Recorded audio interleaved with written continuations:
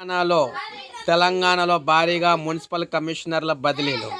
So Telangana వ్యాప్తంగా మనం చూసుకున్నట్లయితే తెలంగాణలో భారీగా మున్సిపల్ కమిషనర్ల బదిలీలు జరిగాయి. రాష్ట్రంలో 47 మందిని బదిలీ చేస్తూ పురపాలక శాఖ ఉత్తర్వులు జారీ చేసింది. త్వరలో రాష్ట్రంలో మున్సిపల్ ఎన్నికలు జరగనున్న నేపథ్యంలో ఎస్ఈసి మార్గదర్శకాల మేరకు కమిషనర్లను బదిలీ చేస్తూ పురపాలక శాఖ ఉత్తర్వులు అయితే జారీ చేయడం అయితే జరిగిందనమాట. ఎన్నికలు ఏదైతే హడావుడి ఉందో ఈ ఎన్నికలకు సంబంధించి అధికార యంత్రాంగం అయితే సిద్ధం చేస్తూ ఉన్నారు. ఇందులో భాగంగానే ఉద్యోగులను అయితే బదిలీలు చేయడం అయితే జరిగింది.